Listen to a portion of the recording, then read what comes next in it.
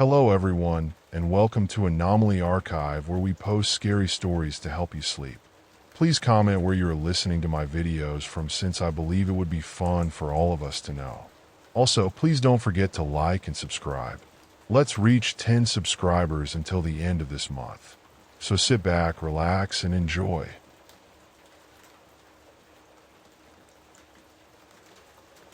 The dead road stretched ahead, empty and black. The truck's high beams cut through it, pale knives against the dark. The wheels sat heavy in my hands, leather slick with sweat. I've been driving for years, but not on a road like this. Not under rules like these. Mac's voice still played in my head, his words looping like a sermon for the damned. Keep the high beams on. Never stop for long. Ignore the signs. He had sounded nervous, even scared, when he explained the job. He wasn't a nervous guy. Easy pay, he said. Just follow the rules. Rules I didn't understand. Ahead, the mist pooled thick, swirling like it wanted to reach the truck. The air felt wrong. Too cold for the season, too still for the hour. I kept my foot steady on the gas. The old diesel engine grumbled beneath me, as familiar as my own breath. The first 10 miles passed in silence. The road narrowed, the asphalt rough and pocked. Then I saw at the sign, dead end. The letters bled in the light, red streaks dripping down the rusted surface. I slowed instinctively, my fingers twitching over the brake. The rule was clear. Ignore it. Keep driving. My hands tightened on the wheel. The truck groaned as if protesting my decision. The mist thickened, pressing against the glass, and then the headlights flickered. Damn it! My voice came out hoarse, the sound swallowed by the cab. The lights strobed, painting shadows that danced like broken limbs. Shapes moved in the trees, tall, thin figures that didn't belong. They didn't run. They watched. The truck's lights steadied again as I floored the gas. The shadows didn't follow, but they lingered in my mind, sticking like tar. By mile 15, the first growl came, a low, guttural sound from the trailer. It wasn't mechanical. It wasn't the wind. It vibrated through the cab, filling my lungs with its weight. I kept my eyes forward. Just the truck settling, I muttered. My voice wavered. I didn't believe it. The sound grew louder. I gripped the wheel tighter, knuckles pale under the dashboard glow. The rules played again in my mind. Ignore it. Don't stop. 20 miles in, I saw the man. He stood by the shoulder, his figure hunched and still. His coat was too thin for the weather, the fabric torn and stained. As the truck neared, I saw his face, hollow cheeks, sunken eyes, skin like wax. I slowed the truck. Mac's rule came back to me. If he says he's going to the nearest town, let him in. If not, drive. The man turned his head as I rolled the window down a crack. His eyes were dull, his mouth slack. Where are you headed? I asked. To the nearest town, he said, his voice a thin rasp. I hesitated, then unlocked the door.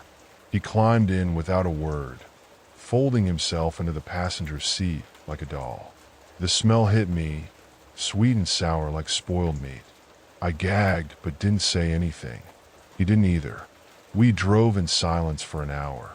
He stared ahead, his hands resting in his lap, knuckles gnarled like tree roots. The air inside the cab grew cold, my breath fogging the glass. Finally he spoke. Let me out.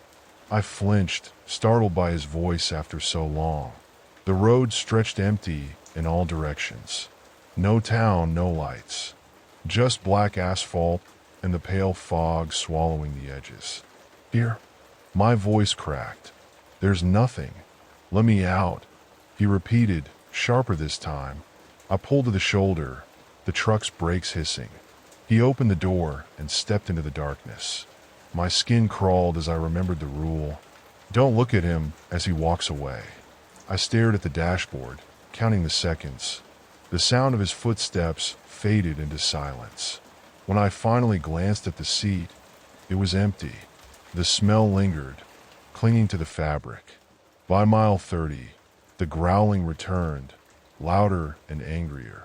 Something pounded against the trailer walls. The whole truck shuddered, the wheel jerking in my hands. My foot pressed harder on the gas, keeping the speed steady. The pounding didn't stop. Then the radio crackled to life. Static flooded the cab, deafening and sharp. I reached for the knob, twisting it, but the sound wouldn't stop. The rule hit me like a slap. Turn it off before the 30th mile. I yanked the radio cord from the dash. The static died, leaving a hollow silence. My breathing sounded too loud in the cab.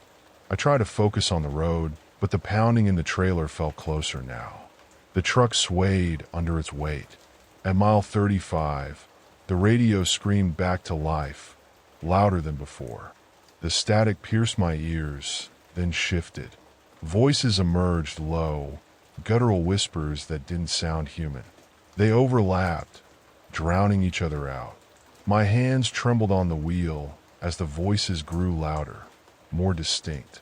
"Stop," one of them said. Another hissed, "Close your eyes." The rule was clear. I killed the engine, turned off the lights, and slid down in the seat. My breath came shallow as I closed my eyes tight, forcing myself not to move. The first tap came light on the windshield. It was followed by another, then another, until it sounded like rain. The taps spread to the doors, the roof, the back window. A low growl rose above the sound, deep and primal. I bit my lip, tasting blood. My fingers dug into the seat as I fought the urge to open my eyes. Something heavy landed on the hood, the truck sagging under its weight. The growling grew louder, closer, as the truck rocked slightly. The door handle rattled. Cold air swept in, brushing my cheek like a hand. I heard a sniffing sound, slow, moving closer. My body locked in place, every muscle screaming to run. The door creaked shut. The air stilled. I waited. 1 second, then another. Finally, the silence returned. I opened my eyes cautiously, my gaze drifting to the driver's side window. It was fogged, a perfect oval in the center, as though someone had pressed their face against it. The engine sputtered back to life on the third try. My hands shook as I gripped the wheel, the high beams slicing through the mist again. The road ahead looked the same, straight, endless, and black. But something had changed. The air was heavier now, pressing down on my chest. I pressed on, each mile marker a small victory. The growling in the trailer had stopped, but the silence was worse. It felt alive, coiling around me like a snake. My stomach churned as I thought of the old man, the whispers, the tapping. The road stretched on. The rules were all I had. The growling from the trailer was back, louder, angrier. It filled the cab with a sound that made my teeth ache. I gritted my own to fight the fear crawling through me. The wheel felt heavier than before, like the truck itself resisted moving forward. The rule was clear. Ignore the sounds. Don't stop. Don't check the cargo. So I drove, staring at the road ahead, each mile stretching longer than the last. The mist outside grew thicker, swallowing the high beams. The light barely reached beyond the hood now, and shadows danced in its edges. It wasn't the trees. Trees didn't have limbs that long, or fingers that thin. I didn't look. I couldn't. The truck roared forward, a beast unwillingly tethered to the road, hauling something I didn't want to think about. The creature appeared at mile marker 50. At first, it was just a blur on the edge of my vision. A pale shape running alongside the truck, moving faster than anything that size should. I thought it was an animal, maybe a deer. Then it came closer. It ran on all fours, but the limbs were wrong. Too long, bending at impossible angles. Its skin gleamed white in the high beams, stretched tight over ribs that jutted like knives. I kept my eyes on the road, but I could feel it, watching, following. The growling inside the trailer grew louder, matching the pounding of my heart. I pressed the gas, the truck groaning as I pushed it faster. The creature kept up, its twisted body jerking as it ran. I caught a glimpse of its face. No, not a face. A blur of something black and slick, like oil smeared across bone. I clenched the wheel tighter and prayed the road would end. The first curve came fast, sharper than I expected. The rule was clear. Take the curves. Use them. I leaned into the turn, the truck's tires screaming against the asphalt. The trailer swayed, threatening to tip, but the curve held. The creature didn't. It stumbled, its claws scraping against the ground, before tumbling into the ditch. I let out a breath I didn't know I was holding, relief flooding through me. But it didn't last. In the side mirror, I saw it stand. It didn't shake itself off. It just started running again, faster than before. The second curve loomed ahead. The creature was closer now, its claws reaching for the trailer. It slammed into the side, a deafening clang that rattled the cab. The truck lurched, the trailer tilting dangerously. I wrestled the wheel, the muscles in my arms burning as I fought to keep it steady. The curve saved me. The creature's momentum carried it into the trees, its body slamming into a trunk with a sickening crunch. This time it stayed down. I didn't look back to see if it would get up again. I didn't have the courage. At mile marker 60, the growling stopped. I didn't feel relief. The silence felt worse, heavy and expectant, like the world itself was holding its breath. I knew better than to trust it. The mist thickened again, creeping closer, coiling around the truck like a living thing. I could barely see the road now, just the faint yellow lines under the high beams. The radio crackled to life. Static, sharp and loud, filled the cab, drowning out my own thoughts. I reached for the dial, but it didn't respond. The volume grew, and the static shifted. Voices emerged, low and guttural, whispering things I couldn't understand. My name came through, clear and slow. Raymond. I froze. My hand hovered over the dial. Useless. The voices grew louder, overlapping, filling the cab with a cacophony of sound. The rule was clear. Turn it off. But the knob wouldn't turn. I yanked the radio cord, tearing it from the dashboard. The static died. The voices didn't. Mile 70 came with a new horror. The truck sputtered, the engine choking like it had swallowed something too big. I cursed, my foot pressing uselessly on the gas. The truck rolled to a stop, the lights dimming until only the faint glow of the dashboard remained. The figures appeared in the mirrors first, dozens of them emerging from the mist. Their bodies were human-shaped, but wrong.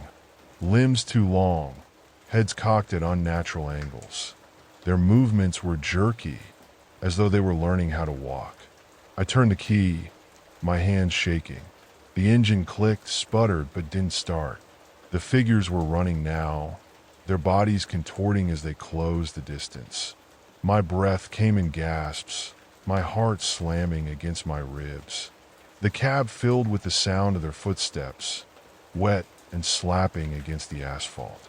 One of them leapt, slamming against the back of the trailer with a force that shook the whole truck. The engine roared to life on the third try. I floored it, the tires spinning for a terrifying second before finding traction. The figures disappeared into the mist, but I knew they weren't gone. The heat came at mile 80. It started slowly, a prickling warmth on the back of my neck. Within minutes, it became unbearable. Sweat poured down my face, soaking my shirt. The dashboard began to warp, the plastic bubbling and twisting under the intense heat. I turned on the air conditioning. Nothing happened. The vents blew hot air, scalding my skin. I tore off my jacket, my hands slick with sweat. The metal of the wheel burned against my palms, but I couldn't let go. Blisters formed on my hands, the skin red and swollen. I bit back a scream, my vision blurring from the heat.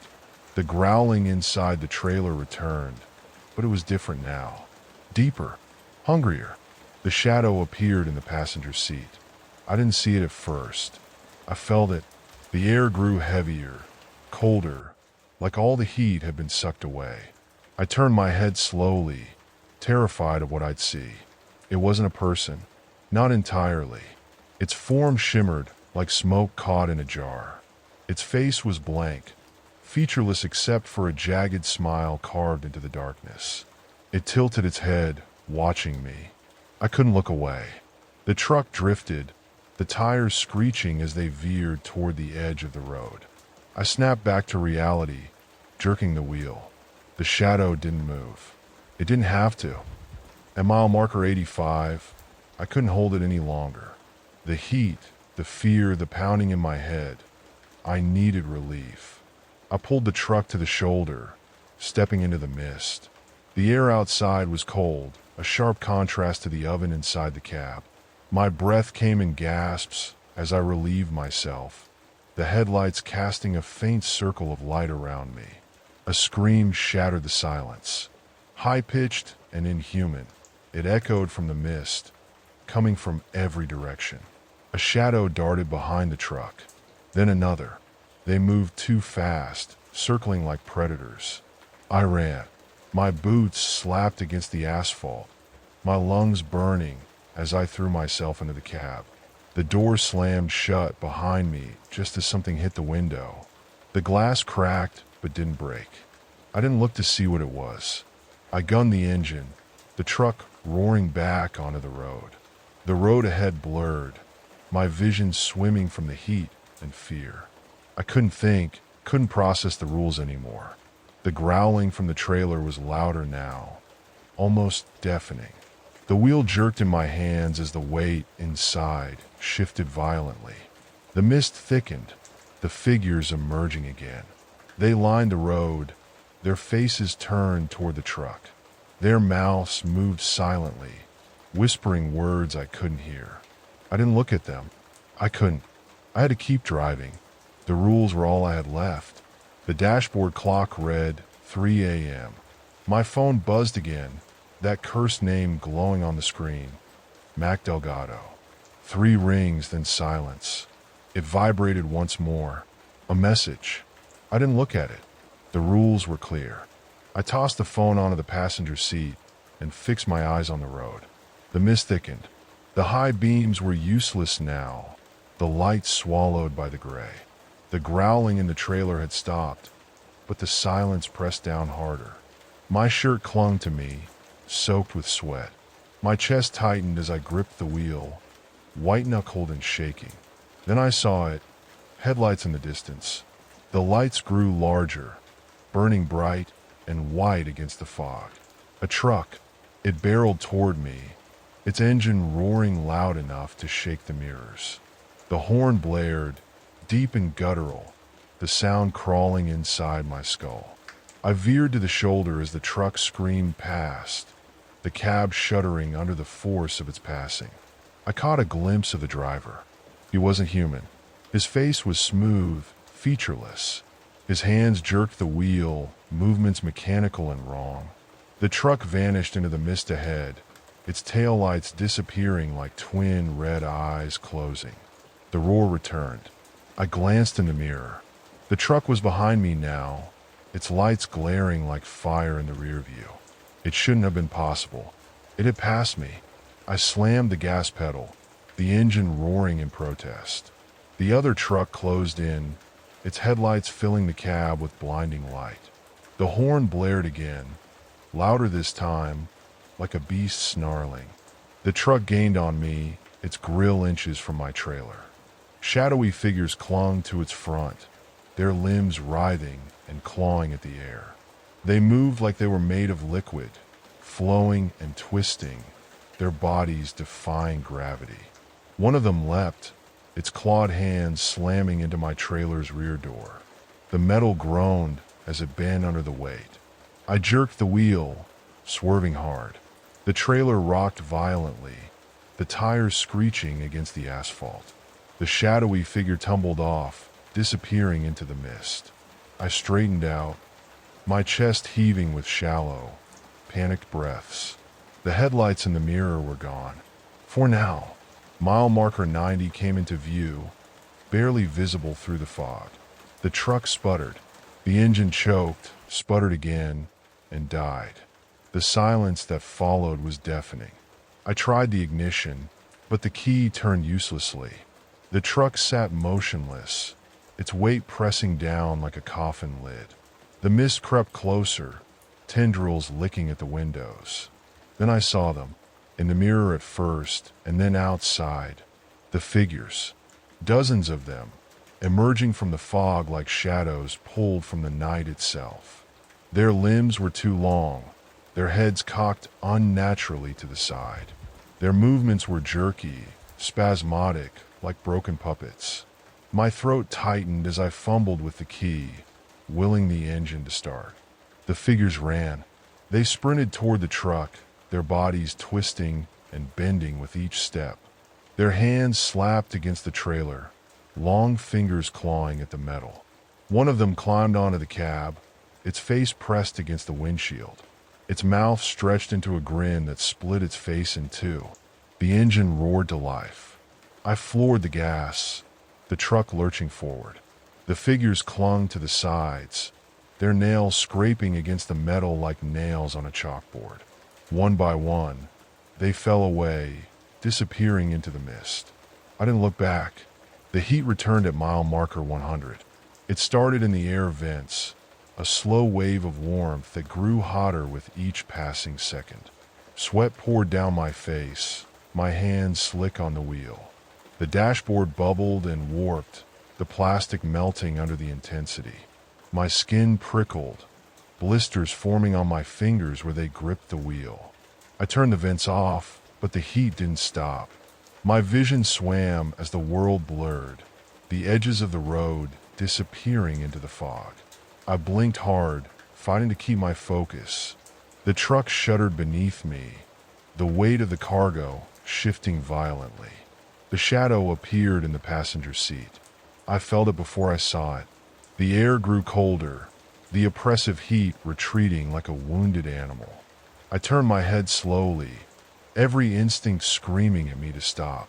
It wasn't human. Its form shimmered, a silhouette made of smoke and shadows. Its face was blank except for a jagged, twisted smile carved into the darkness. It didn't speak. It didn't move.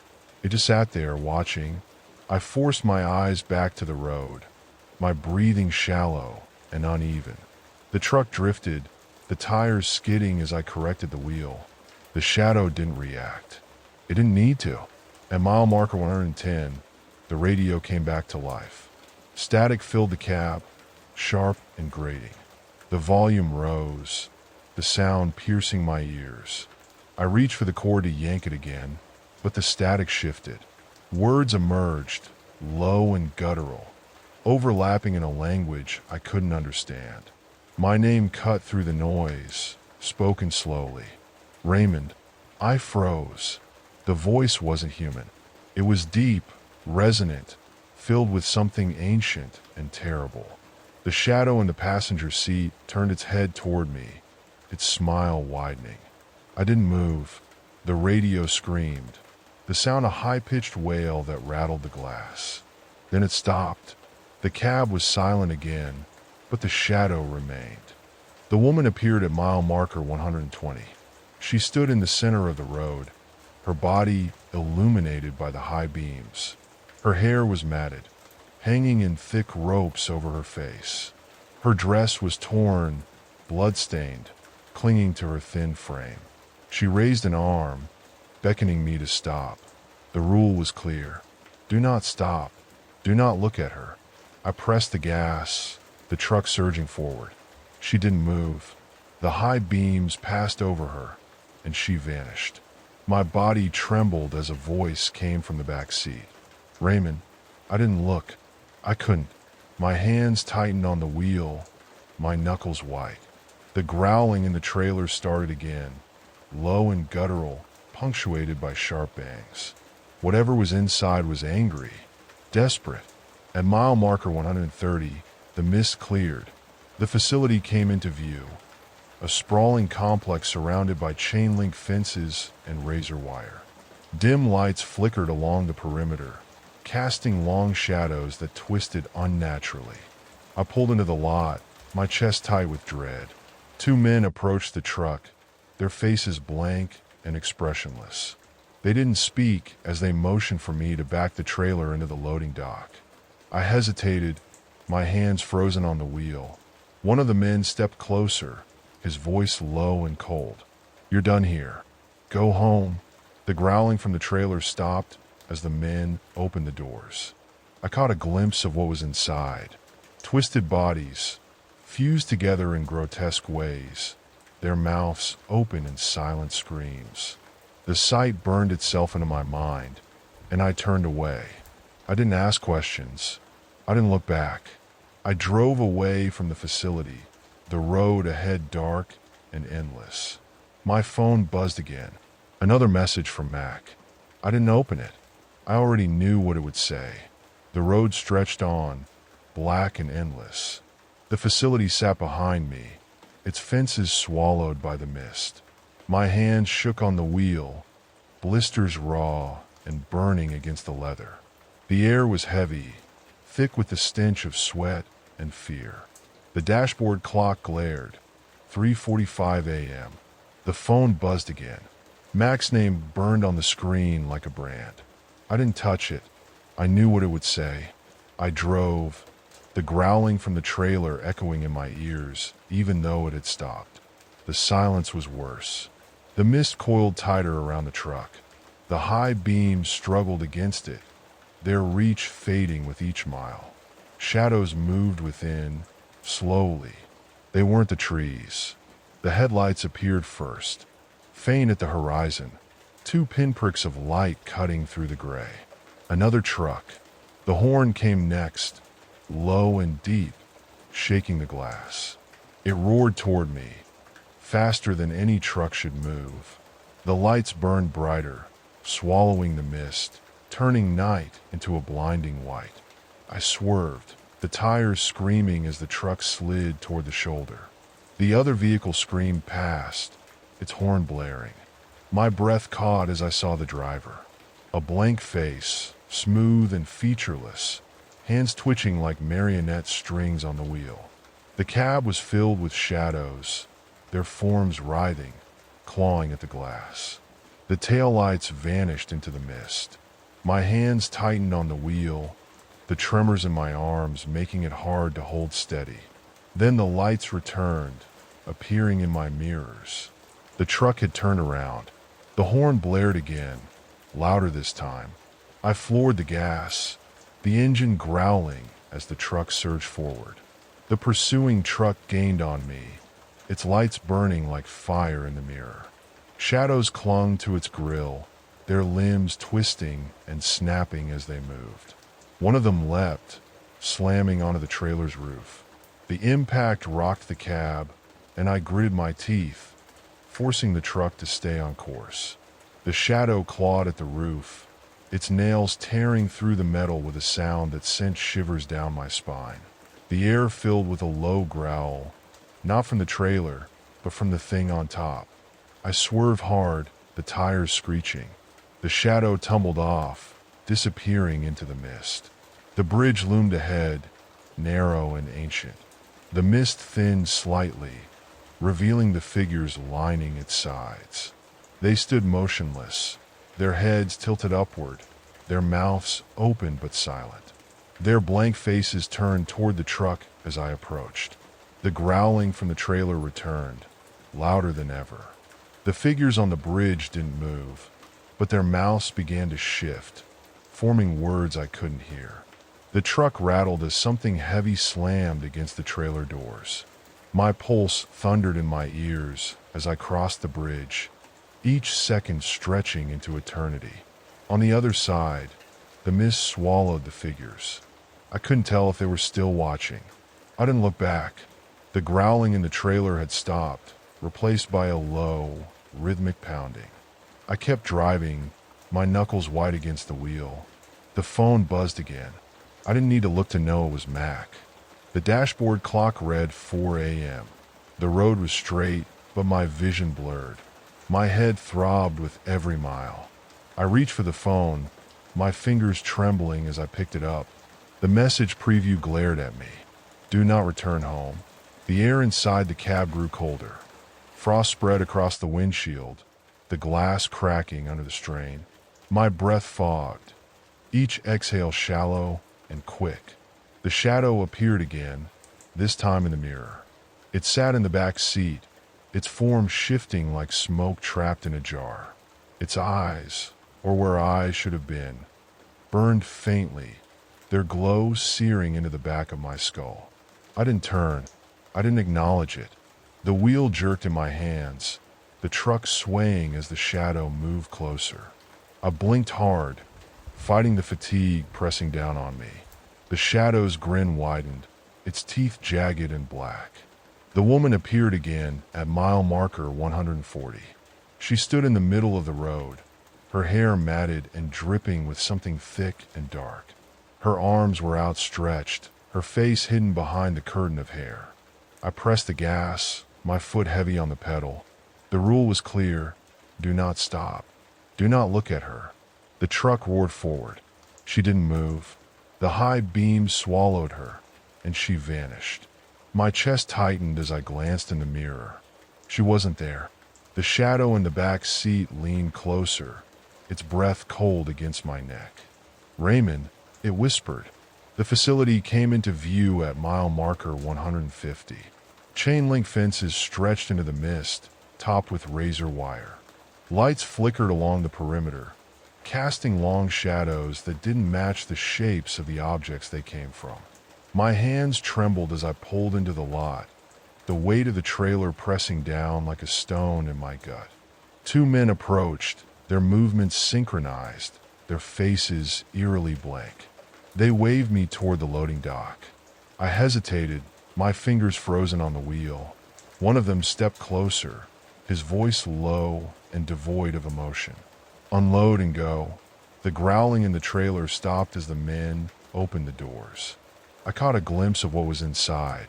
Twisted forms, their bodies fused together, their mouths open in silent screams. Eyes, hundreds of them, rolled and blinked, their movements frantic and desperate. The smell hit me like a punch, a mix of rot and sulfur that burned my nose. I turned away. The men didn't react. They worked with cold precision, unloading the cargo, as though it was nothing more than a pallet of boxes.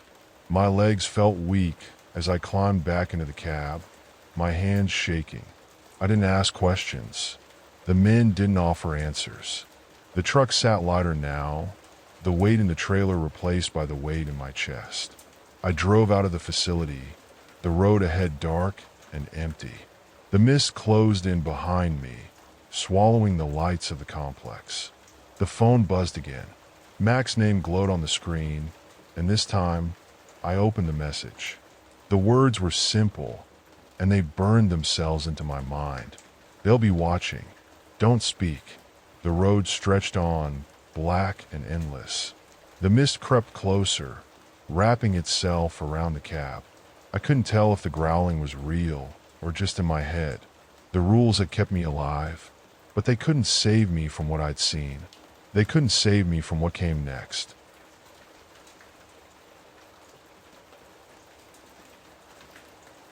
The sound of the jingle came sharp through the air, bright and tinny. It cut across the afternoon heat like glass shattering in an empty room. Tyler's head whipped around, his blue eyes wide, and I knew before he said a word that he'd run for it. Go on, I said, trying to hide the edge in my voice. I watched him sprint toward the truck as it crawled up the street, its boxy frame a dirty white against the green of the manicured lawns. The truck looked old. Rust streaked the sides like tears on a worn face, and the roof-mounted speaker crackled as it blared the jingle. The cheerful cartoon logo of Mr. Frosty's ice cream was faded and chipped. It looked wrong, but Tyler didn't notice. He was at the window in seconds, bouncing on his heels. I followed slowly. My legs felt heavy, my steps dragging against the pavement. The sun blazed down, but a chill ran through me. I couldn't see the driver, just the shadowy darkness inside. The window scraped open, the sound grating and loud. Too loud. "Get something good," I called to Tyler, but the words felt far away. I saw the limbs before I heard the scream. Long, black, jointed like a spider's. They burst from the darkness and wrapped around Tyler. They were fast, faster than I could move. He was pulled inside, his body snapping backward like a rag doll. "Tyler!" I ran, my breath tearing through my chest. The truck's engine roared, the jingle warping into a hideous screech as it rolled forward. I reached it, slammed my hands against the side, but the metal felt dead and cold under my palms. "Stop! Let him go!" The serving window slammed shut with a metallic clang. I pounded on it, screaming Tyler's name. My throat burned, my voice cracking. Then I saw it, the inside. It wasn't a truck.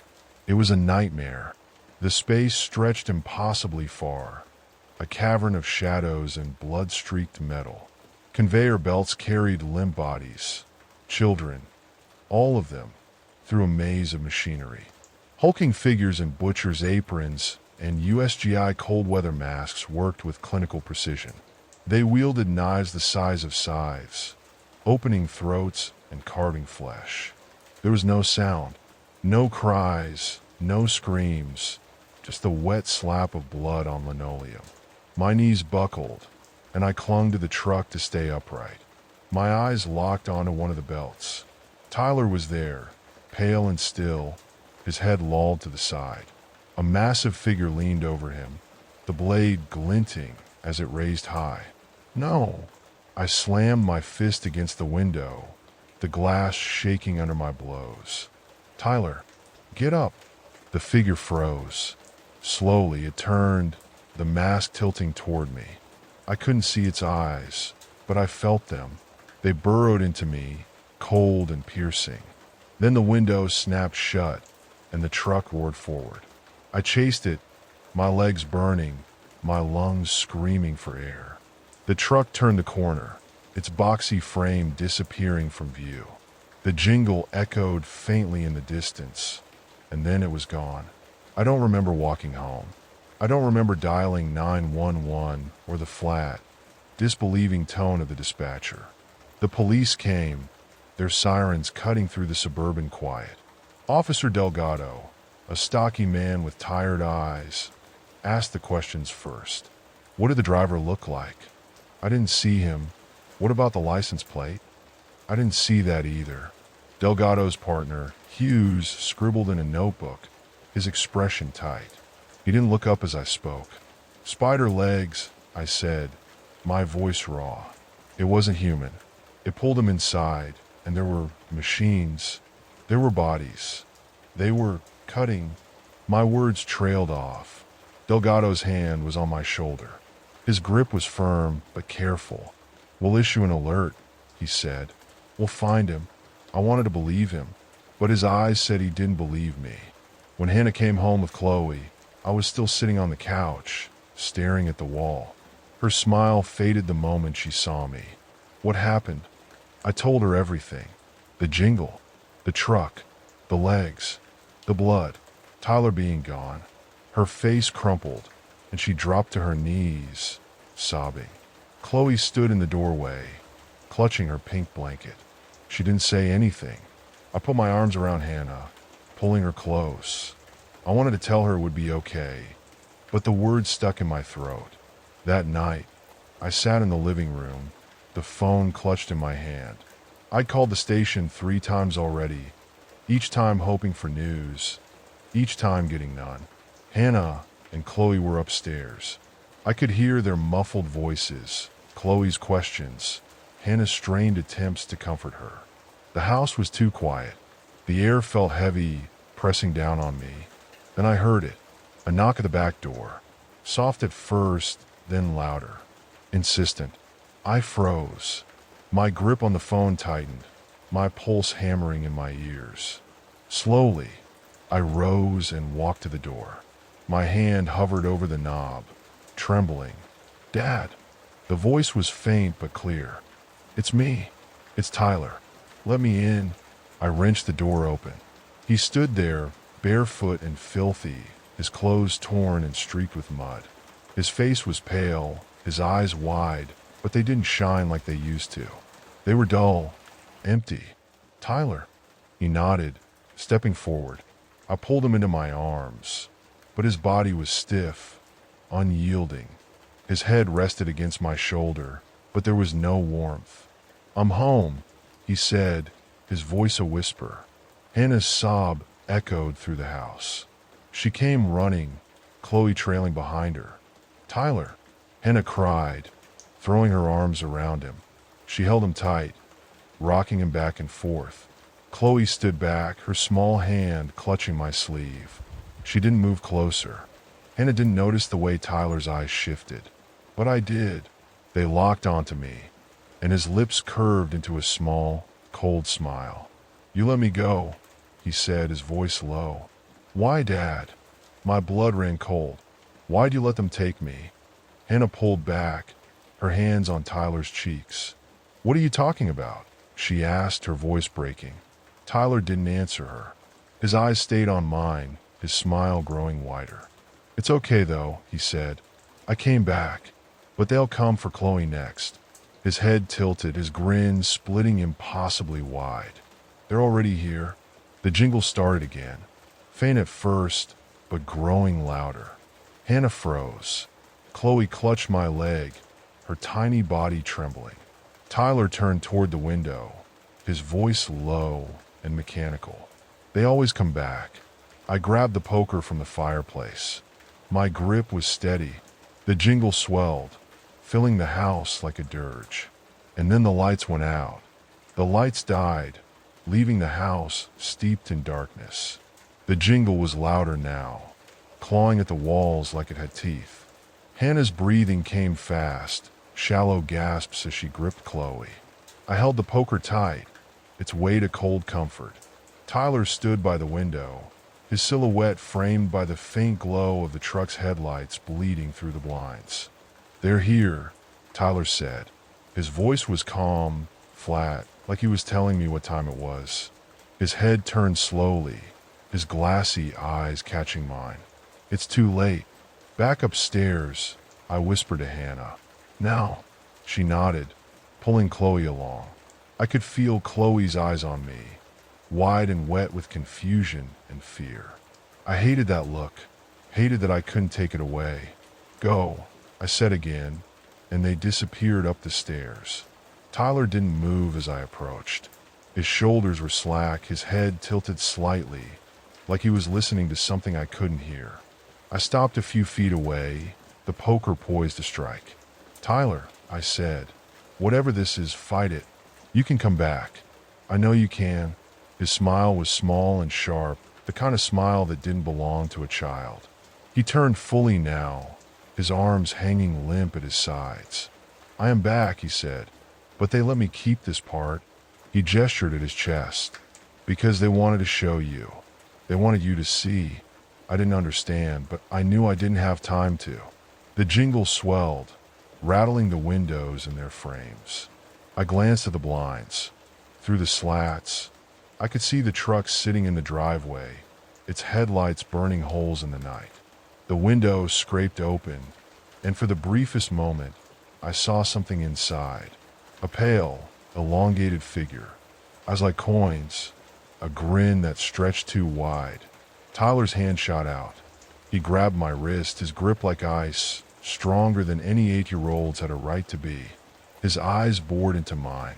They're going to take her next, he said, his voice hollow. And there's nothing you can do. I ripped my arm free, stumbling back. Tyler didn't follow. He didn't have to. His words followed me up the stairs, each one sinking deeper into my gut like a blade. The bedroom door was bolted, the dresser pushed in front of it. Hannah sat on the bed with Chloe clinging to her side. I took a moment to catch my breath, leaning against the wall. My hand throbbed where Tyler had grabbed me. There was a faint, gray mark in the shape of his fingers. What's happening? Hannah's voice cracked, her fear barely restrained. They're here, I said. The truck, whatever it is, it wants us. Hannah shook her head, her eyes darting to Chloe, who was buried in her shoulder. Tyler's, he's not. What is he? I didn't answer because I didn't know. He wasn't Tyler. Not anymore. The pounding started an hour later.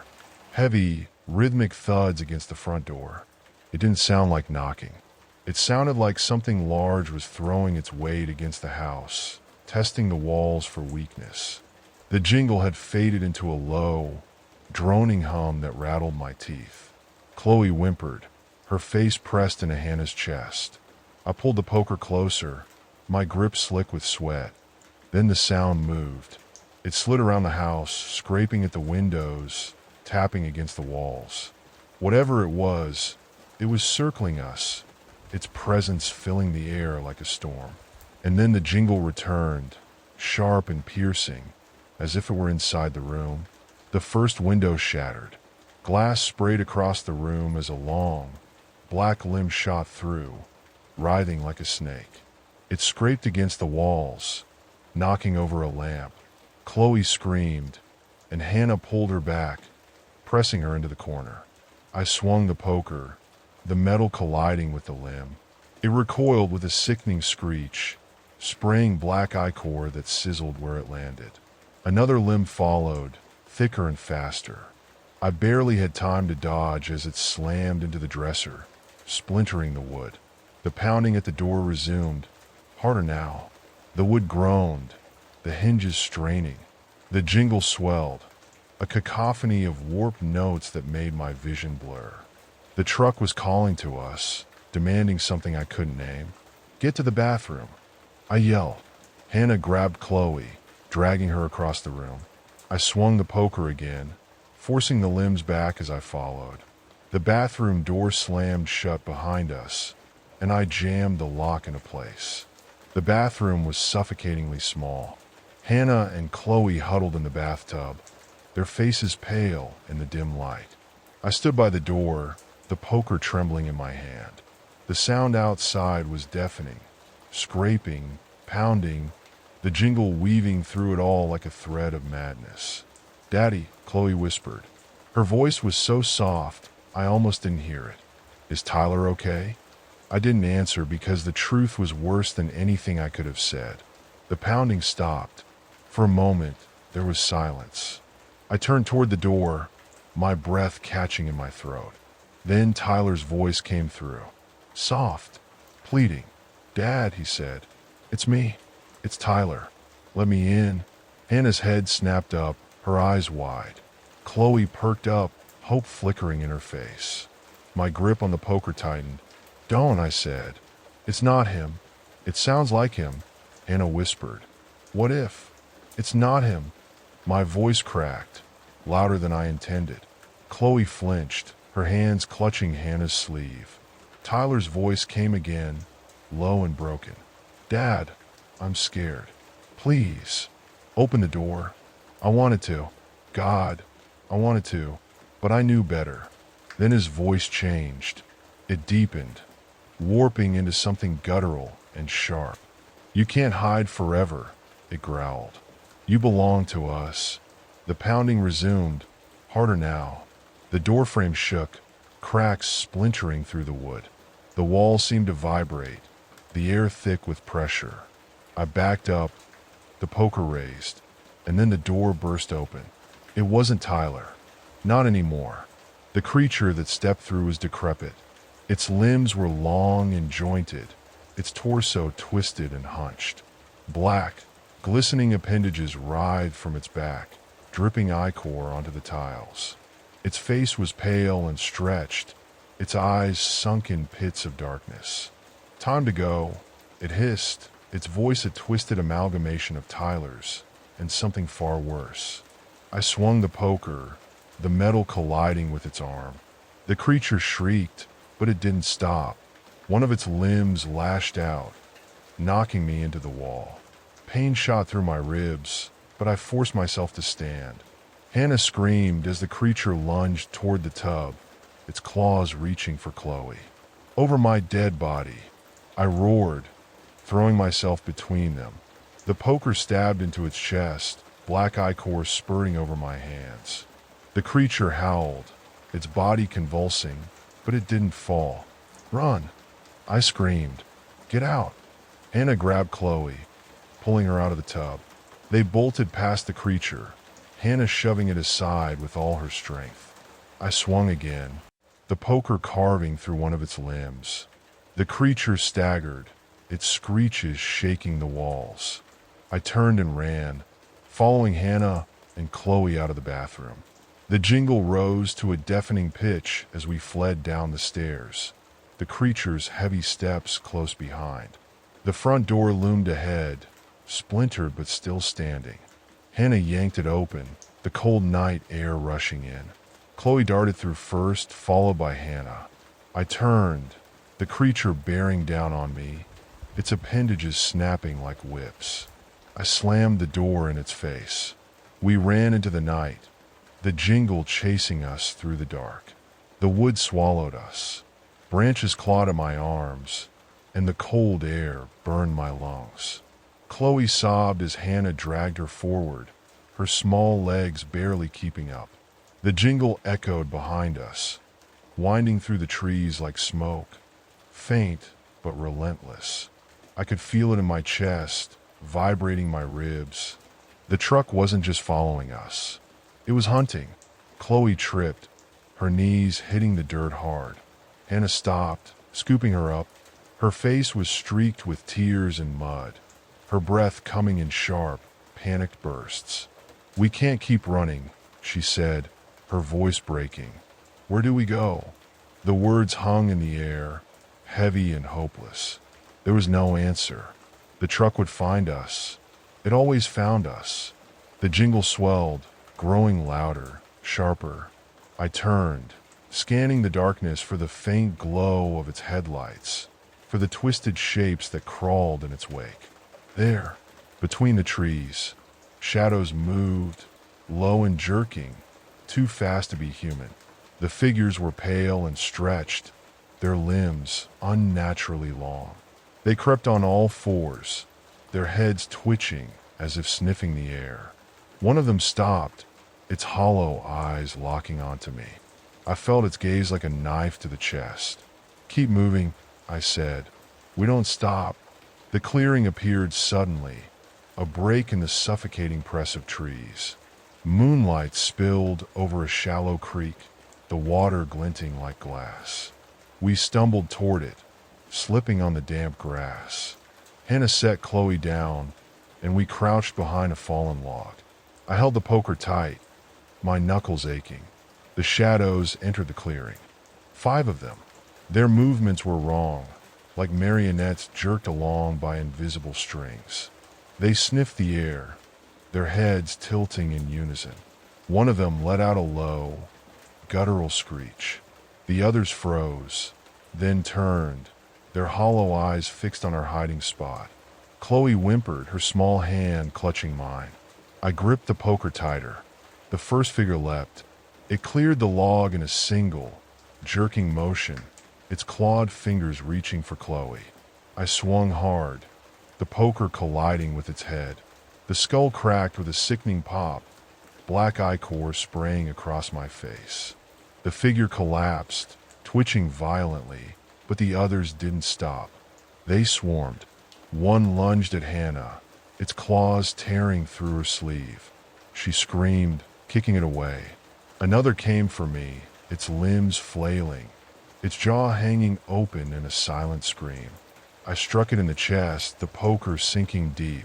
The figure spasmed, its hollow eyes rolling back, but I couldn't pull the poker free. It was stuck. "Dad!" Chloe screamed. One of the figures had grabbed her, its clawed hand wrapped around her arm. It dragged her toward the creek, her small body thrashing against the dirt. I tackled it, my fist slamming into its pale, rubbery flesh. Its head twisted around, its hollow eyes staring at me as its jaw stretched impossibly wide. A rock. My hand found one in the mud. I brought it down hard, over and over, until the thing's head caved in. The ichor sprayed warm and sticky, coating my hands, my face. Chloe was sobbing, her arms clinging to my neck. "I've got you." I whispered. I've got you. The jingle rose again, louder, sharper. I turned. The truck sat at the edge of the clearing, its headlights cutting through the trees. The serving window slid open, and a figure stepped out. The driver. It was tall and thin, its limbs too long, its head tilted at an unnatural angle. A black, oily mask covered its face, but its eyes glowed, narrow slits that burned into me. It raised one skeletal hand, pointing directly at Chloe. She is next, it said. Its voice was mechanical, a low, vibrating hum. The shadows retreated toward the truck, their movements jerky and quick. I could feel the driver's gaze on me, cold and heavy, as if it were weighing my worth and finding me wanting. Then Tyler stepped out. He moved slowly, his body hunched and twisted. His arms dangled at his sides, his spider-like appendages writhing and twitching as he walked. His face was pale, his eyes sunken, but he was smiling. That same small, sharp smile that didn't belong to him. "Dad," he said, his voice soft, almost gentle. "Why are you running?" "Stay back," I said, pulling Chloe behind me. My voice shook, the poker trembling in my hand. "You can't stop it," Tyler said. He stepped closer, his head tilting. "You couldn't stop it for me. You can't stop it for her. Tyler, please." My chest ached.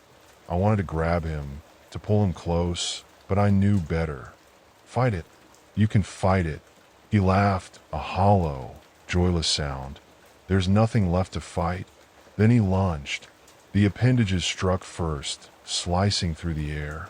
I swung the poker, catching one of them mid-swing. The black ichor sprayed, and Tyler screamed, a sound that was too deep, too guttural to be his.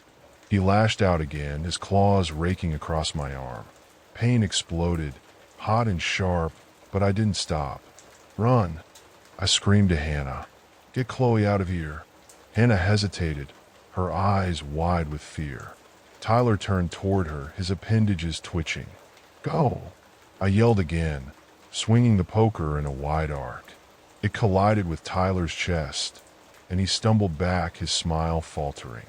Hannah grabbed Chloe and ran. Tyler's eyes followed them, his smile returning. "You can't save her," he said. "You can't save anyone." The creek was thick and dark, no longer water, but a viscous black sludge. Hannah waded through, pulling Chloe behind her. The shadows skittered along the banks, their hollow eyes fixed on her. One of them lunged, its clawed hand grabbing Chloe's ankle. She screamed, her small hands flailing. I tackled it, my fist slamming into its face. The rubbery flesh gave way, black ichor spraying across my arms. Its grip loosened, and Chloe scrambled free. I grabbed her, shoving her toward the far bank. The driver raised its hand again, and the sludge began to rise. It formed long, writhing tendrils that lashed out, wrapping around Hannah's waist. She screamed, her nails clawing at the tendril as it dragged her toward the truck. I grabbed her arms, pulling with everything I had. The tendril tightened, cutting into her skin, but I didn't let go. "Not today," I growled, swinging the poker with my free hand. The tendril snapped, and we fell back into the mud. Tyler was waiting on the far bank. His body twitched, his limbs jerking as he stepped forward. His eyes locked onto mine, and for a moment, they softened. "I'm sorry, Dad," he whispered. Then his appendages lashed out. I swung the poker, catching him in the side. He screamed, his body convulsing. The ichor poured from his wounds, thick and steaming, but he didn't stop. I grabbed a rock from the ground and drove it into his chest. His body spasmed, his eyes rolling back. "I'm sorry," he whispered again, and then he was still. The truck's jingle cut out. The clearing was silent. The driver stepped back into the shadows of the serving window, its glowing eyes the last thing to fade.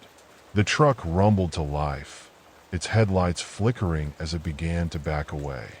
I watched it go, my chest heaving, my body trembling with exhaustion. Chloe clung to me, her small hands gripping my shirt. Hannah stood beside us, her face streaked with tears and dirt.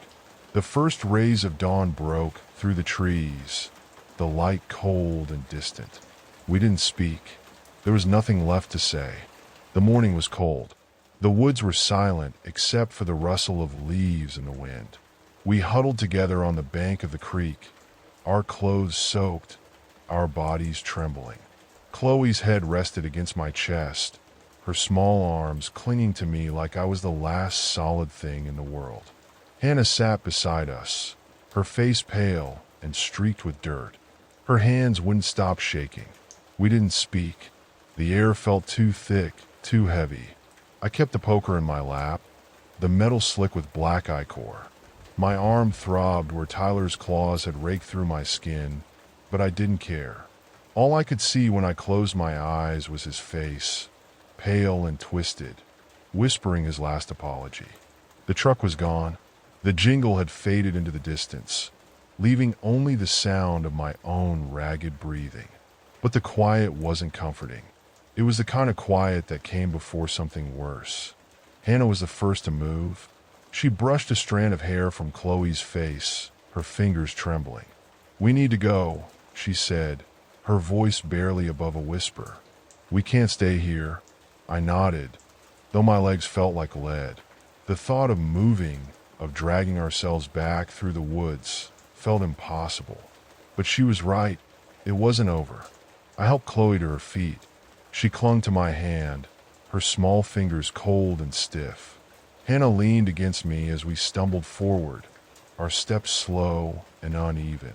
The woods stretched endlessly ahead, the trees like sentinels watching us pass. We hadn't gone far when the jingle started again. Faint at first, a whisper on the wind, but it grew louder with every step. Chloe froze, her wide eyes darting toward the sound. Hannah gripped my arm, her nails digging into my skin. "No," she whispered. "Not again." I turned, my grip tightening on the poker. The truck was there, sitting just beyond the tree line. Its headlights cut through the shadows, twin beams that seemed to burn into my skull. The serving window slid open, and I saw the driver again, its skeletal hand gripping the edge. The grin on its face stretched impossibly wide, the black mask glistening like oil. "She is next," it said, pointing at Chloe. Its voice was low and guttural. I didn't think. I moved. The poker was in my hand, and I ran toward the truck, my legs burning with every step. The driver didn't flinch. It stood there, watching, its eyes locked on me. The first limb came fast, slicing through the air. I ducked, the wind from its swing brushing my face. Another followed, wrapping around my leg and pulling me off my feet. I hit the ground hard, the air rushing from my lungs. The poker slipped from my grip, landing just out of reach. The limb dragged me toward the truck, the dirt scraping against my skin. I clawed at the ground, my fingers digging into the mud, but it was no use. The jingle grew louder, piercing my ears, drowning out my own screams. Hannah's voice cut through the noise. She was screaming my name, her voice raw and desperate. Chloe's cries followed, high and panicked. I twisted, trying to see them, but the limb yanked me harder, pulling me closer to the truck. I reached for the poker, my fingers brushing the cold metal. The limb tightened around my leg, and I felt something crack. Pain shot through me, white-hot and blinding. I bit down on a scream, my hand closing around the poker. With all the strength I had left, I swung. The poker sliced through the limb, black ichor spraying across the ground. The limb recoiled, twitching violently, and I scrambled to my feet. The driver stepped out of the truck, its long limbs moving unnaturally. It tilted its head, the grin on its face never faltering. "You can't stop this," it said, its voice cold and final. I didn't answer. I charged, the poker raised high. The driver didn't move. It stood there, watching, as if it knew something I didn't. The poker struck its chest. The impact reverberated up my arm, the sound like metal on stone. The driver didn't flinch. Its skeletal hand shot out, grabbing my wrist. Its grip was cold, crushing. I screamed as it twisted, the bones in my arm snapping like dry twigs. "You failed him," it said, its eyes burning into mine. "You'll fail her too." Hannah was there suddenly, her hands on Chloe's shoulders, pulling her away from the truck. The driver's head snapped toward them, its gaze narrowing. "No," it hissed, its grip loosening on my wrist. I didn't waste a moment. I swung again, this time aiming for its head. The poker connected, and the driver stumbled back, its mask cracking. Black ichor seeped from the fracture, dripping onto the ground. The jingle faltered, the notes warping and distorting. The driver straightened, its body trembling. Its grin was gone, replaced by something darker. It stepped forward, its limbs twitching. "You will never escape," it said, its voice echoing like thunder. The truck roared to life, its engine growling like a beast. The headlights flared, blinding me, and the jingle returned, louder and more distorted than ever. The ground shook beneath my feet, and I stumbled, the poker slipping from my hand again. The driver's limbs lashed out, one wrapping around my throat. It lifted me off the ground, my feet dangling as I clawed at the appendage. My vision blurred, the world spinning. Chloe's screams cut through the noise, sharp and piercing. I couldn't see her. I couldn't see Hannah. All I could see was the truck, its serving window, gaping like a mouth, waiting to swallow us whole. I don't know how I broke free. Maybe it let me go. Maybe I got lucky. I hit the ground hard, my body crumpling beneath me. The driver loomed over me, its skeletal hand reaching for my chest. And then Chloe's voice rang out. "Leave him alone." I turned. She was standing there, her small frame trembling, but her eyes were fierce. She held a rock in her hand, her fingers white-knuckled around it. The driver froze. For a moment, it didn't move. Then it laughed, a low, hollow sound that rattled my bones. "Brave," it said, but pointless. It lunged for her. I don't remember getting up. I don't remember grabbing the poker. All I remember is the sound it made when it sank into the driver's back, the ichor spraying hot and thick across my hands.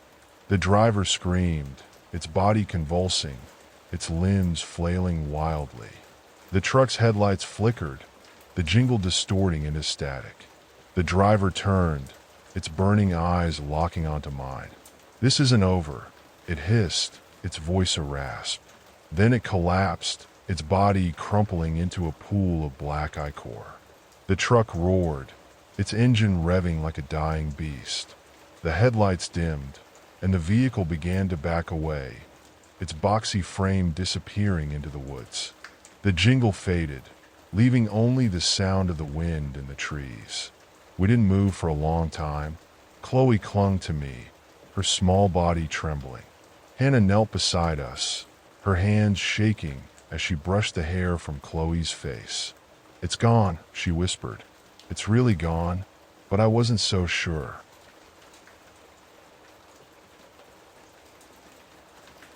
The snow fell in thick sheets, swallowing the road and the mountains in its grip.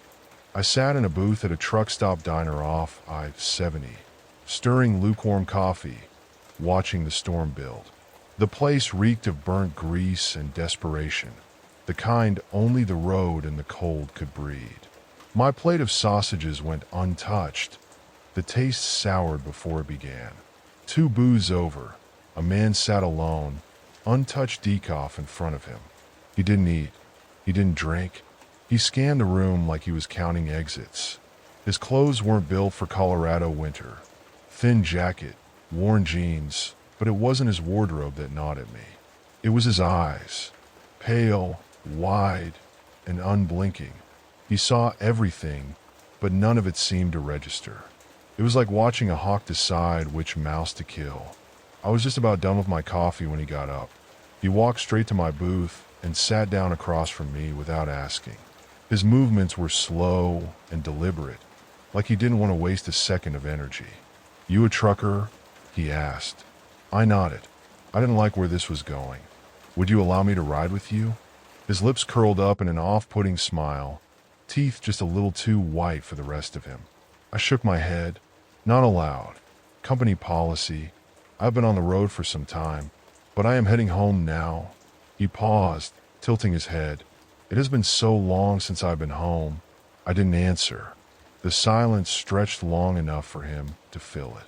"You're going over Vale Pass, aren't you?" "Yeah." My tone turned curt. I wanted him to get the hint. He didn't. "Then you're going where I need to go." I opened my mouth to shut him down for good, but I felt a soft touch on my shoulder. It was the waitress, Joanna. Her voice was low, a tremble in it I didn't like. "Please," she said, "just take him out of here. He's been here all day, watching me, not ordering anything. I'll comp your meal. Just take him." I sighed and nodded, hating myself for it. "Fine, let's go."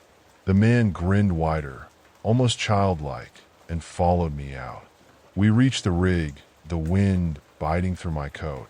He climbed into the passenger seat like he'd done it 1,000 times. I glanced at him as I started the truck, trying to size him up. His hands rested on his lap, perfectly still, like he didn't feel the cold or care about the storm. "What's your name?" I asked. He shifted in his seat. "We don't need to know each other's names." "Fine," I said, not curious a whit about his story. "How about Jim?" "If you'd like." The truck rumbled to life, and I pulled onto the highway. The storm grew worse by the mile, the snow piling up, chains on my tires barely holding grip. I kept my focus on the road, but I could feel his gaze. It wasn't curiosity. It wasn't fear. It was nothing. "Sorry about the heater," I muttered. "Doesn't work great in this cold." "It will be warm when I get home," he said, his voice as flat as a pane of glass. I shivered, and it wasn't from the cold. The snow thickened, the windshield wipers working overtime. I slowed down to half speed. The headlights of a rig behind me flashed, the driver annoyed at my pace. I took the next pull off to let him pass, the hiss of the brakes loud in the storm. "What are we doing?" Jim asked, his tone tight, checking the weather report. "Maybe strapping up the wheels." He frowned, his smile gone for the first time. "We don't need to stop." "Not here." I ignored him and pulled out my phone, holding it up for a faint bar of service. The forecast showed waves of snow for hours. No chance the pass would clear. I didn't care about delivery schedules enough to risk my life. I turned to him. "We're stuck here." "We don't look stuck." I shrugged. The road's a death trap in this weather. Safer to wait. His jaw tightened, a shadow passing over his face. "I must get home. It's a place, man. It isn't going anywhere." His hand twitched, the first sign of emotion I'd seen. "Yes, it isn't going anywhere." I sat back, letting the silence settle. He stared out the windshield, his eyes following a van that braved the pass.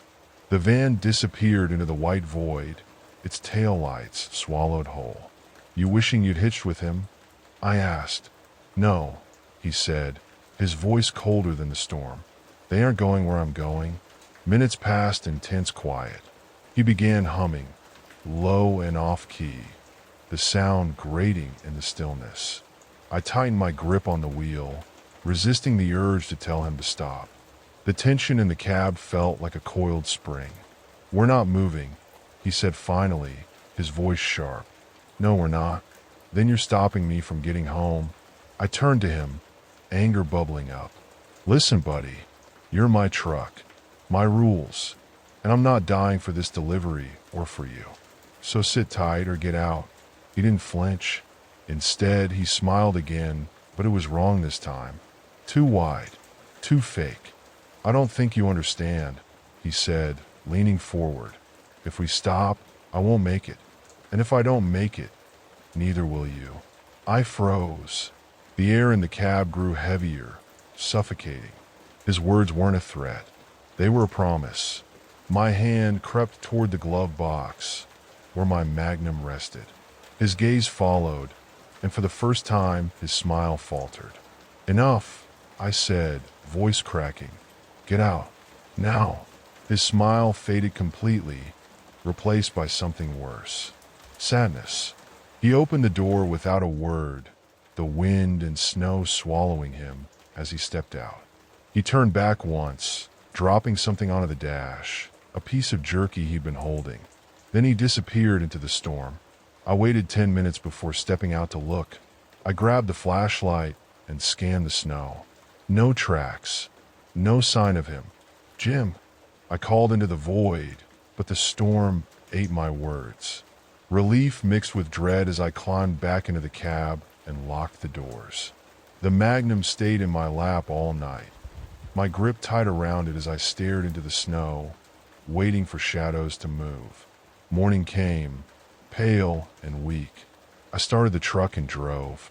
I didn't look back, but something lingered, something cold and sharp, like his eyes. The storm had passed, but the cold stayed.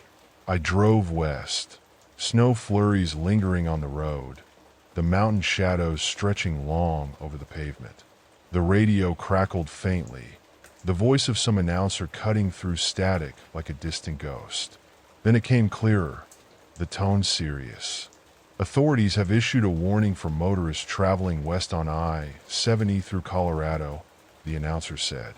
"A suspect believed to be connected to a violent incident near Vail Pass is at large. Last seen near a truck stop in Rifle. The suspect is described as male, mid-40s, thin build, wearing dark clothes." My chest tightened. I didn't need the description.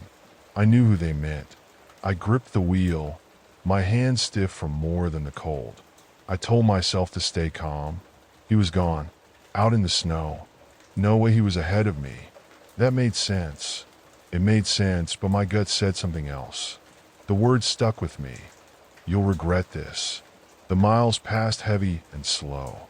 The sun dropped lower, the shadows sharper. When I finally pulled into a gas station near Rifle, the place was empty, the kind of quiet that made your ears ring. I parked near the pumps, killing the engine and stepping out into the chill. The snow crunched underfoot as I filled the tank, my eyes scanning the lot. No one, just my truck and the station attendant inside, half asleep behind the counter. Then I saw it, taped to the driver's side window. A note. I walked over, my boots sinking into the snow. The note flapped faintly in the wind, stuck to the glass with clear tape. I peeled it off with numb fingers. The writing was jagged, rushed. Only 3 words. "You're next. Thanks." My blood turned to ice. I turned, scanning the lot again, but it was empty.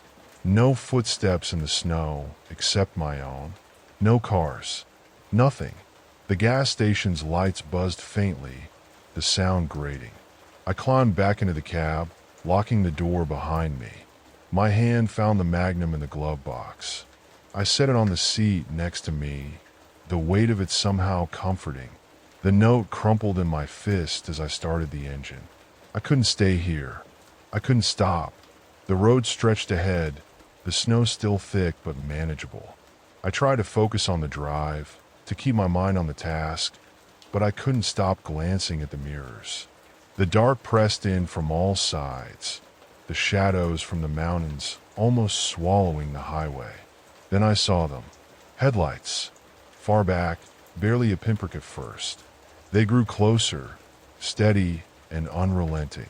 Every time I changed lanes, they followed. When I sped up, they matched me. When I slowed, they did too. They never passed, never fell back. Always there, a presence in the mirrors that wouldn't go away. I cursed under my breath, my knuckles white on the wheel. My mind raced, trying to find a reason. Coincidence. A driver too tired to pass. That had to be it. That had to be all it was. But the gut feeling came back. That cold, gnawing certainty. This wasn't a tired driver. It was him. I kept driving, refusing to stop. I thought the headlights would give up eventually, that the car would pass or pull off. But they stayed with me, mile after mile. The radio sputtered to life, the static loud in the quiet cab. I jumped at the sound, my hand slamming the dial off. Silence settled again, heavier this time. Ahead, I saw a rest area sign, the symbol of a truck pull off, giving me an excuse to stop. The parking lot was empty when I rolled in, the truck's brakes hissing as it came to a stop. The headlights behind me didn't follow. They stayed on the highway, passing me slowly, their glow receding into the distance. Relief washed over me, but it was faint, thin. I climbed out of the cab, my boots crunching on fresh snow.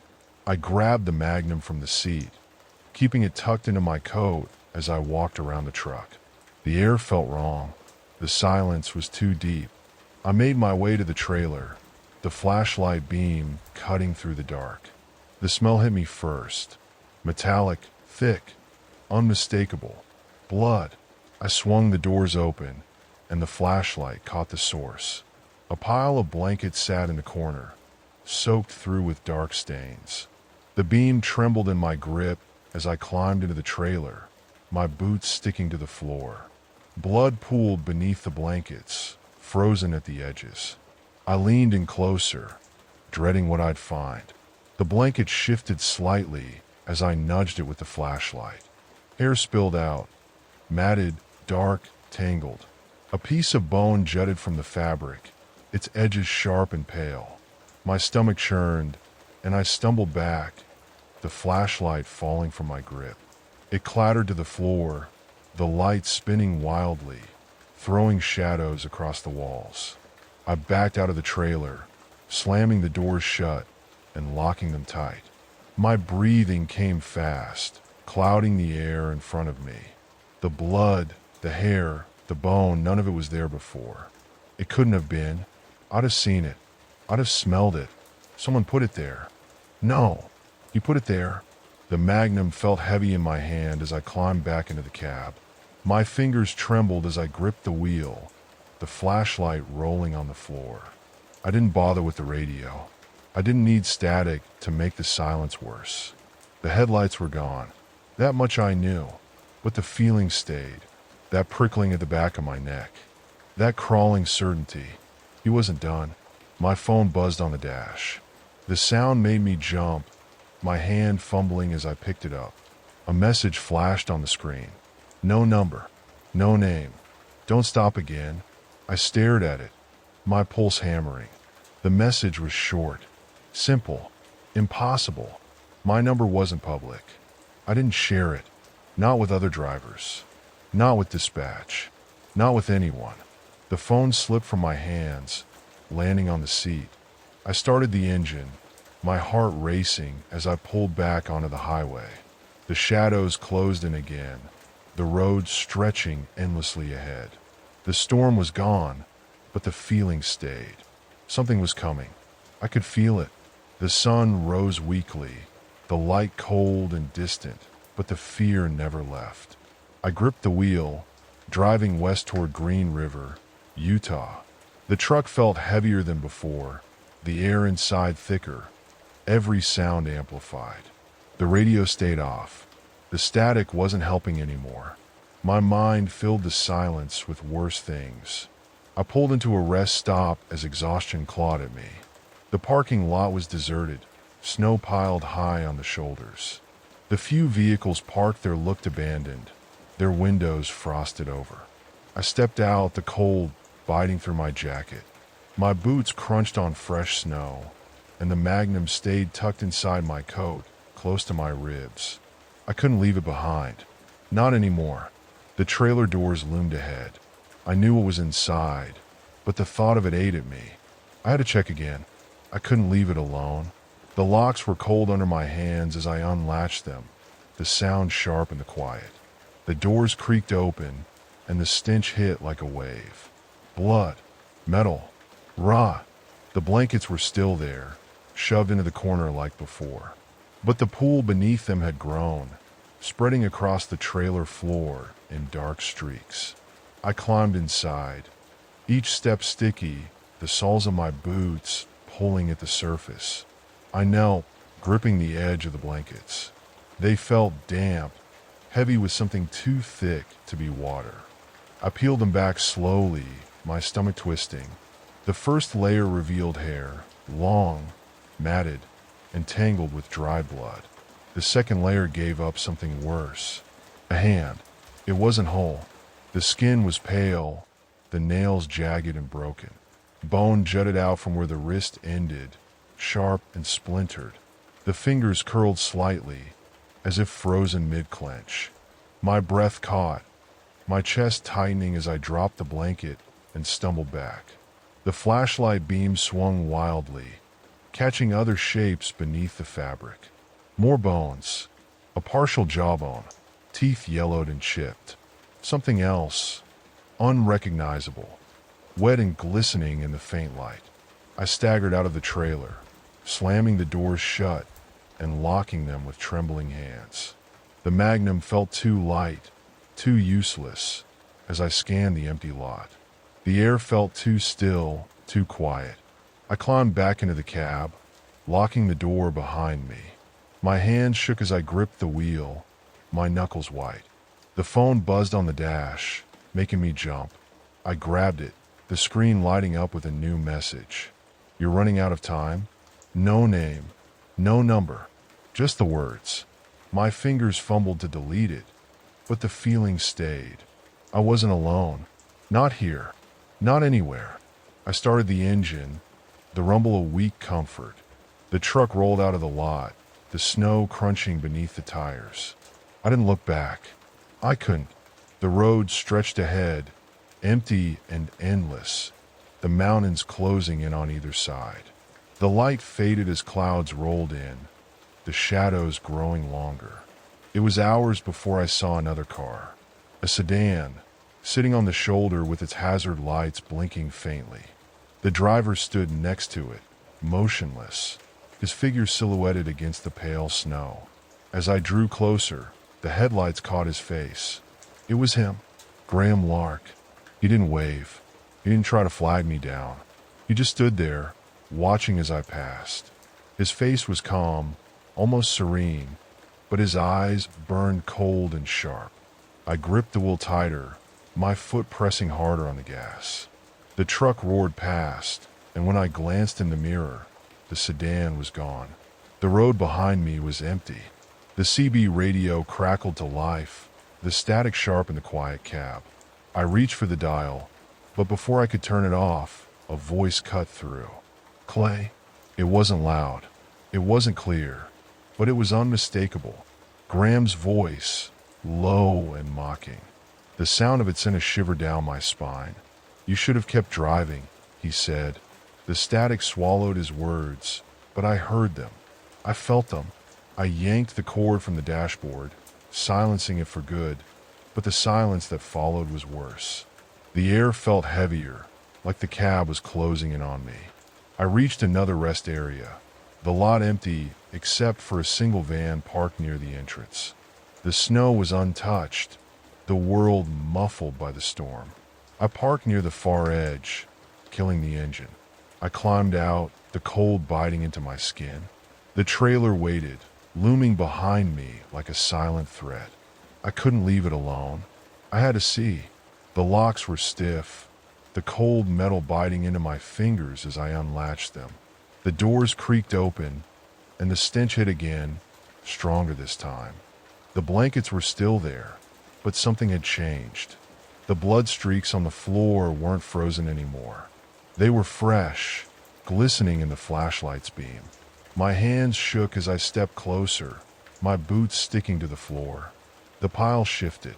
It was small, barely noticeable, but it moved. A faint tremor ran through the fabric, like something breathing beneath it. My hand tightened on the flashlight as I leaned closer, the beam trembling in my grip. The blankets erupted. A figure burst from the pile, its limbs flailing, its face a twisted mask of blood and bone. It screamed, a sound that cut through the air like a blade. My heart stopped as I stumbled back, the flashlight clattering to the floor. The thing lunged, its arms reaching for me, its fingers clawing at the air. I raised a magnum and fired. The sound was deafening, the recoil slamming into my hand. The figure fell back, collapsing into the pile. The blankets settled, the air heavy with the smell of gunpowder and blood. I backed out of the trailer, slamming the doors shut and locking them tight.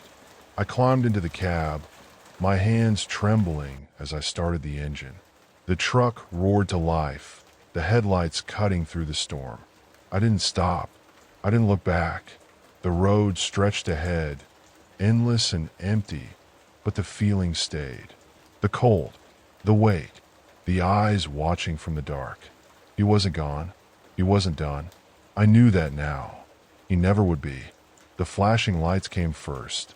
Red and blue reflected on the snow-covered asphalt, casting jagged shadows across the parking lot. Two officers stepped out of the cruiser, their boots crunching in the stillness. I waved them down, my breath rising in quick puffs, the cold biting harder now. Their faces were unreadable as they approached, hands resting on their belts. I told them everything. The hitchhiker, the blood in the trailer, the messages. Their expressions didn't change, but the look they exchanged wasn't one of belief. One of them, the older guy with graying hair, folded his arms. "You expect us to believe this?" he said, his voice flat. "You didn't think to call this in earlier?" "I tried," I said, "but this guy, he's not normal. He's playing games." The younger officer, her eyes sharper, glanced at the rig. "We need to take a look." I unlocked the trailer, stepping back as they opened the doors. The older officer climbed in first, his flashlight beams sweeping over the blood-stained floor. He froze, the light catching on the pile of blankets. The younger officer joined him, her hand covering her mouth as she whispered something I couldn't hear. They didn't stay inside long. When they climbed out, their faces were pale. The older one barked into his radio, calling for backup. His voice had changed. No more disbelief, just urgency. "Stay here," he ordered, his tone hard. "Don't touch anything." I stayed. I didn't want to go near it again. The sight of their faces told me enough. Whatever they found, it was worse than I'd imagined. Backup arrived fast. More lights, more cars. A dozen uniforms swarmed the lot, their voices sharp and clipped. One of them, a plainclothes detective, pulled me aside. I wanted the whole story. I gave it to him, every detail, but his questions came faster than my answers. Why didn't I stop sooner? How did I know the man's name? Why were my fingerprints on the blankets? I tried to explain. Graham set me up. He left the notes. He planted the evidence. The detective's face didn't change. He just nodded, scribbling in his notebook, but the weight of his silence pressed hard against my chest. "We're taking you in for questioning," he said finally, "until we can sort this out." I didn't argue. I knew how it looked. The back of the cruiser was cold, the plastic seat hard against my back. I stared out the window as the lot buzzed with activity. Flashlights cut through the dark, officers moving in and out of the trailer. The weight of the cuffs on my wrist felt heavier than it should. I leaned my head against the glass, trying to steady my breath. Then I saw him. Graham stood at the edge of the lot, leaning casually against a dark sedan. His face was calm, his hands in his pockets, the faintest trace of a smile playing on his lips. He didn't move, didn't flinch as I stared at him through the glass. I slammed my shoulder against the door, shouting, "It's him! He's here!" The officer outside turned, squinting into the shadows where I pointed. But Graham was gone. The sedan too. Only fresh tire tracks in the snow remained, leading away into the dark. The radio inside the cruiser crackled to life.